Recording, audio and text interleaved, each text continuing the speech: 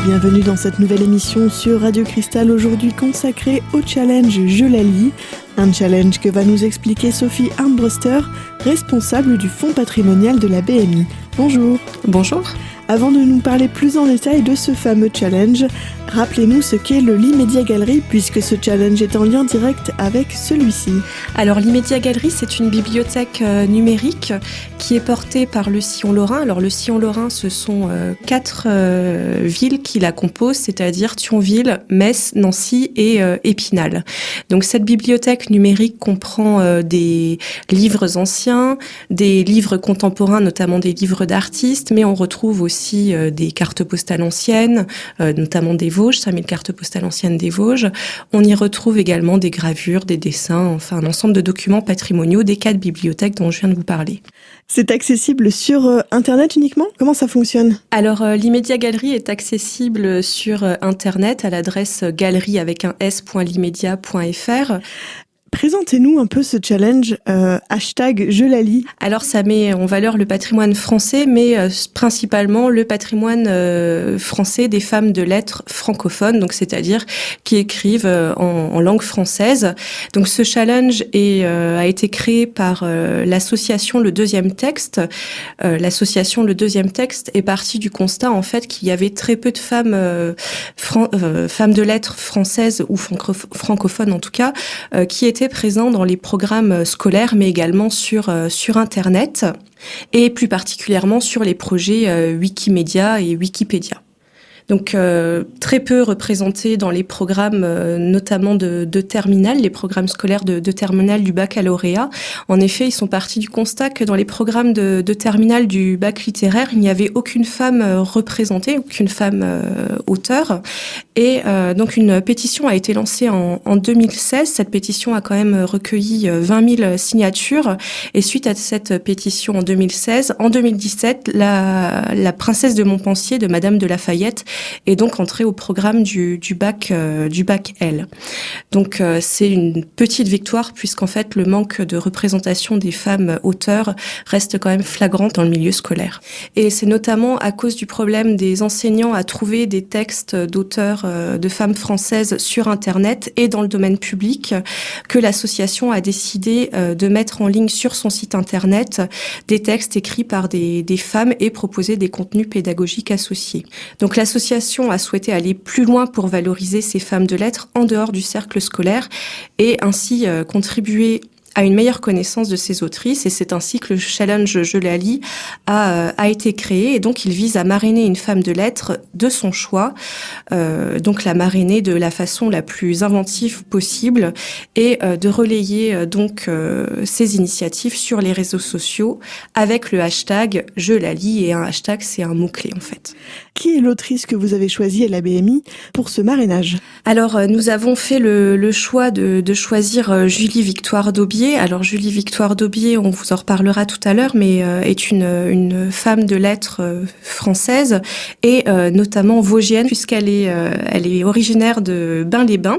Et elle est principalement connue pour être la première femme française à avoir décroché le baccalauréat. Alors, nous avons fait le choix de Julie Victoire d'Aubier parce qu'elle était vosgienne et que nous possédons dans les collections de notre bibliothèque de nombreux écrits de Julie Victoire d'Aubier. Et comme nous sommes en pleine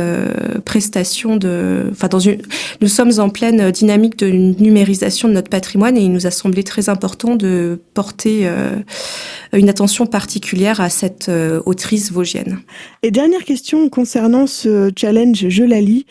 Comment allez-vous porter ce challenge ? Qu'est-ce que vous allez faire pour mettre en valeur Julie Victoire d'Aubier ? Donc pour répondre au challenge Je la lis, nous avons décidé d'écrire notamment un article de blog qui est même déjà en ligne sur l'E-Media Gallery, qui permet de mieux connaître sa vie.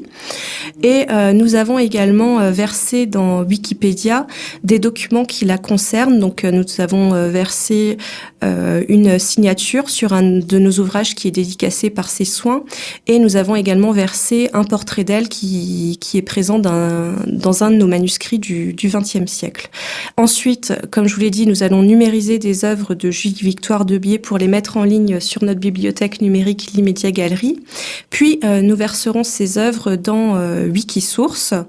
Et enfin, nous souhaitions aller plus loin et enregistrer une interview fictive de Julie Victoire d'Aubier, chose que vous avez acceptée et nous vous en remercions vivement. Une interview fictive que vous pourrez entendre dans la prochaine partie de cette émission, aujourd'hui consacrée au projet Je la lis, un challenge qui a pour but de mettre en valeur des autrices francophones. À tout de suite sur Radio Cristal.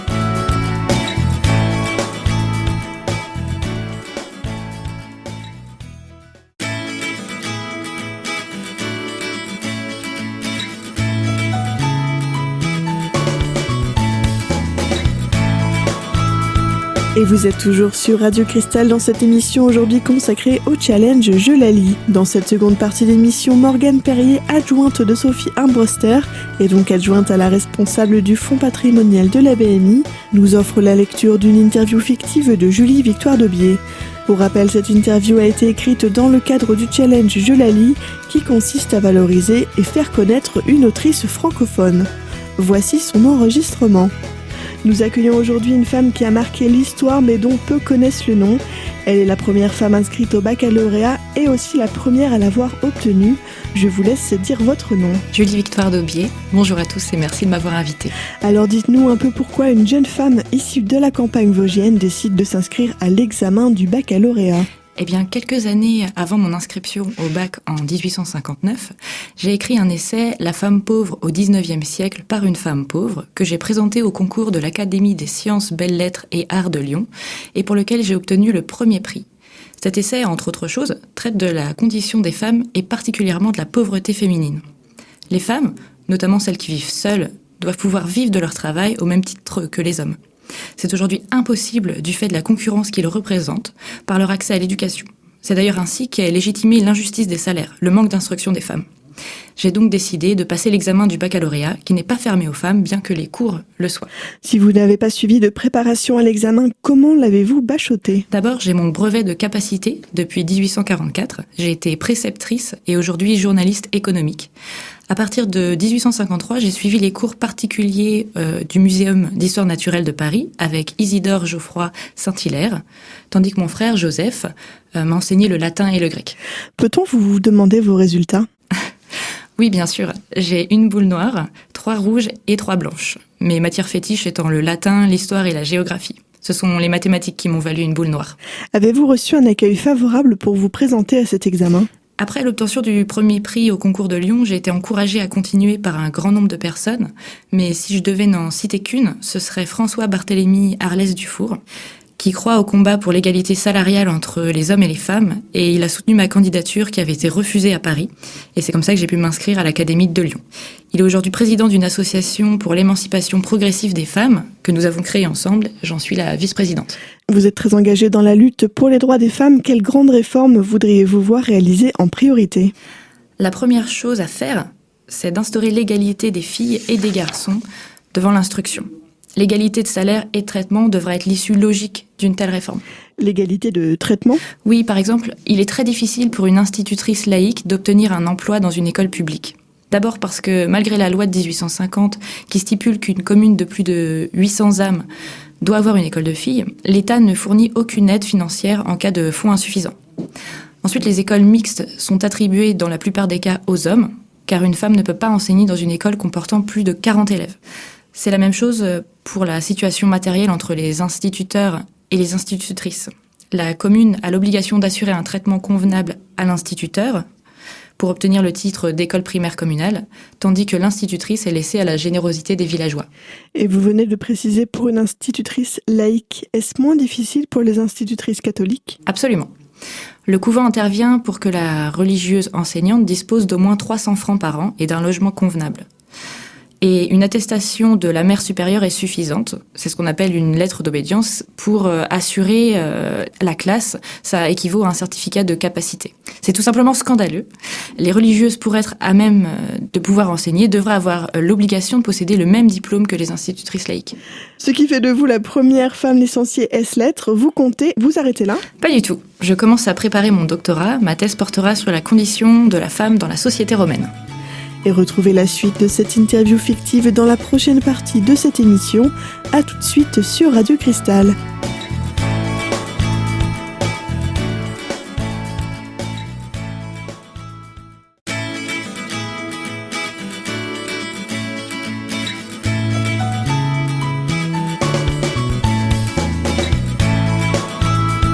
Et vous êtes toujours sur Radio Cristal dans cette émission aujourd'hui consacrée au projet Je la lis. Dans la troisième et dernière partie de cette émission, Morgane Perrier, adjointe à la responsable du fonds patrimonial de la BMI, interprète Julie Victoire Daubié dans une interview fictive écrite dans le cadre du challenge Je la lis. Un challenge qui, je le rappelle, a pour but de valoriser des autrices francophones. Voici la suite de cet enregistrement. Quels sont les combats et les actions que vous menez parallèlement à votre vie de journaliste économique ? Comme je l'ai dit, les hommes envahissent les carrières auparavant plutôt féminines. Ils se sont par exemple emparés de l'empire de la mode, ils nous habillent, nous coiffent, et les femmes ne peuvent plus rivaliser en termes de compétences, même pour les métiers les plus simples. Or, les femmes se voient interdire l'accès aux cours sous prétexte de se corrompre en compagnie des hommes plutôt que de s'instruire. Je continue à passer mes diplômes et donc mon combat pour l'accès à l'éducation pour les femmes, mais j'ai aussi créé l'année dernière une association pour le suffrage des femmes. J'ai préfacé plusieurs ouvrages et écrit des articles en ce sens. Jusqu'ici, ces actions rencontrent-elles du succès ? Concernant l'instruction, je suis peut-être la première bachelière, mais je ne suis plus la seule depuis un moment. D'autres marchent sur mes pas. Et bientôt, la femme sera dans la société tout ce qu'elle sera capable d'être. Au sujet du droit des femmes, nous payons nos impôts comme tous les Français. Nous avons les mêmes droits et devons par conséquent avoir les mêmes devoirs. Le dictionnaire inclut les femmes dans les définitions de français et artistes. J'en conclus que les femmes doivent avoir le droit d'étudier et de professer aux Beaux-Arts, mais aussi de voter puisque tous les Français sont électeurs et jouissent de leurs droits politiques. Mais nous, les femmes, sommes-nous réellement des Français et des personnes ? Voilà en effet le point à décider. Et soit dit entre nous, je soupçonne que nous ne sommes encore que des choses à qui l'on ne conteste pas le féminin de contribuable, de taillable, de corvéable, de condamnable, d'incarcérable et de dispensable. J'ai demandé à être inscrite sur les registres électoraux 2 semaines après la proclamation de la République et on m'a rayonnée. Néanmoins, même si peu sont mobilisés pour l'instant, je ne doute pas que la lutte pour le droit des femmes s'intensifiera. Voici la fin de cette interview fictive. Le combat de Julie Victoire Daubié se trouve encore aujourd'hui au cœur de l'actualité puisque l'égalité homme-femme n'est toujours pas acquise et reste encore au cœur des débats. Revenons un peu sur cette interview. Comment l'avez-vous écrite ? Comment ça s'est passé pour avoir toutes ces informations ? Il y a beaucoup d'écrits en fait sur sa vie. Il existe de nombreuses biographies et on a beaucoup d'informations, notamment du fait qu'elle soit la première bachelière de France. Donc j'ai potassé tout ça et j'ai compulsé tous ces écrits pour faire cette interview, sachant que dans cette interview, il y a des citations de son livre « La femme pauvre au XIXe siècle ». Combien a-t-elle écrit d'ouvrages ? Alors, elle a écrit 3 ouvrages, du début à la fin, « La femme pauvre au XIXe siècle »,« Du progrès dans l'enseignement primaire » et « L'émancipation de la femme » en 10 brochures. Mais elle a préfacé aussi 3 autres ouvrages qui ont été interdits au colportage dans les années 1870. Et elle a fait de nombreuses lectures publiques et écrit des articles dans différents journaux parisiens. Toujours en rapport avec le droit des femmes et l'éducation ? Ah oui, ça a été son sujet de prédilection, essentiellement l'éducation, parce qu'elle était enseignante, particulièrement pour le primaire. Et elle se battait pour justement que les filles aient accès à l'éducation, avoir l'égalité pour elles devant l'école. Enfin, c'était très important. Un engagement fort et qui se marque à une période de l'histoire qui finalement se ramène assez loin. Et puis on retrouve des similitudes avec notre histoire d'aujourd'hui. Rappelez-nous les dates de Julie Victoire Daubié, s'il vous plaît. Alors, Julie Victoire Daubié est née le 26 mars 1824 à Bain-les-Bains et elle est morte le 26 août 1874 à Fontenoy-le-Château. Elle est morte de la tuberculose en préparant sa thèse justement sur les femmes dans la société romaine. Et une petite question anecdote, on va dire, parce que je vous ai entendu du coup dire qu'elle avait eu une boule noire, 3 rouges et 3 blanches. Mais à quoi ça correspond finalement par rapport au bac d'aujourd'hui ? Alors, une boule rouge, ça signifie un avis favorable. Une boule blanche, ça signifie une abstention. Et une boule noire, c'est un refus catégorique. Donc, elle a eu, si je ne m'abuse, 2 boules rouges, 2 boules blanches et une boule noire, la boule noire étant pour les mathématiques. Et pour tout ce qui est aspect pratique, comment peut-on aller relire cette interview de Julie Victoire Daubié ? Alors, je vous invite à aller lire l'interview sur le site l'Immédiat Galerie. Et on a aussi fait une petite frise chronologique sur sa vie, et sinon, bien sûr, en podcast sur Radio Cristal. Et puis, est-ce qu'on va retrouver au fil de l'année peut-être de nouvelles actus sur Julie Victoire d'Aubier ? Alors, on va se mobiliser à la bibliothèque pour donner encore plus de visibilité à cette autrice. Des petites vidéos sont déjà sorties sur sa vie. On a fait quelques gifs pour l'anniversaire de son baccalauréat, et on va mettre le lien vers cette interview sur nos différents réseaux sociaux. On arrive malheureusement à la fin de cette émission aujourd'hui consacrée au challenge Je la lis, qui a pour but, je le rappelle, de mettre en valeur une autrice francophone. Retrouvez dès maintenant cette émission en podcast sur notre site internet radiocristal.org, et quant à nous, on se retrouve très bientôt pour une nouvelle émission. À très vite sur Radio Cristal.